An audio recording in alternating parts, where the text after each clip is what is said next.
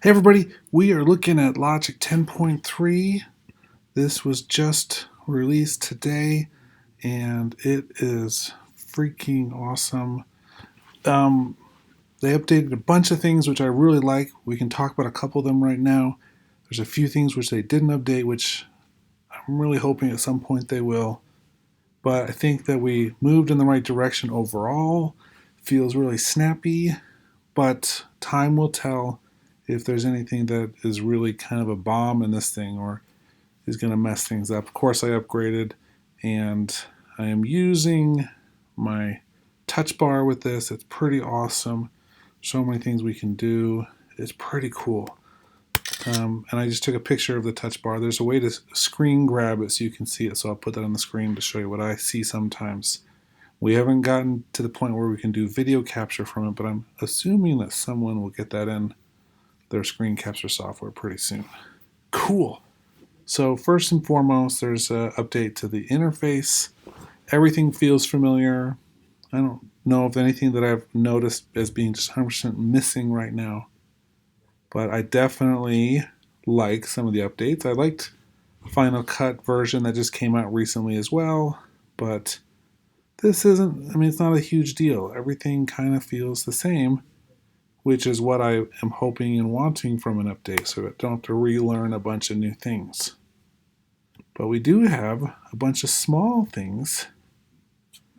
Everything from just simple layout to actually coming through and changing location of little things on, like for instance, the bar up here. But for the most part, it's going to work and function pretty similarly. In addition to just that basic layout, there's a bunch of new ways that we can interface with the iPad, and we're going to look at GarageBand at a different time because GarageBand got a big update on the iPad and phone, so there's things that we should talk about how they integrate with Logic there. So an example of some things which are pretty awesome and in some ways a little suspiciously like other programs. For instance, track alternatives.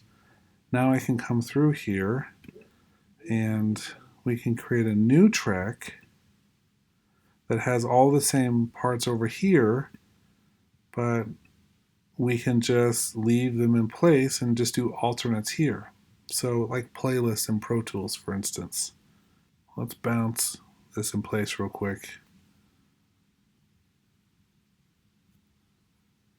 So we have this audio file here, and now we can also do selection-based processing. So we can add a bunch of plugins here and then apply them to that region, just like that.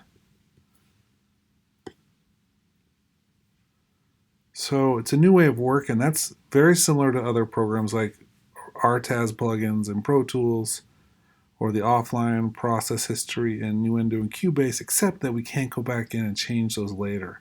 So you have to be careful with what you want to do to make it work. Let's turn off the alternates for now as well. So there's a bunch of new small things like that. We have some new instrument functionality with things like Alchemy. We have a new look for our preferences, and certainly some things that are slightly different in here. They've moved some things around to a certain extent. So we have tons of things that we're going to be looking at over the next couple of weeks. We'll see just how efficient this is working. We'll try opening some of our bigger sessions and seeing if they're working and if they're as efficient as the old version. We're also going to keep our eye on how much energy it uses. When running Logic with a session that's decent size, I find that it really eats a lot of the battery away, so I have to keep plugged in a lot more. But we'll also talk about the touch bar here and show some of the functionality that you can do with it. For instance, the new piano that we have with it, or controller, where we can turn on.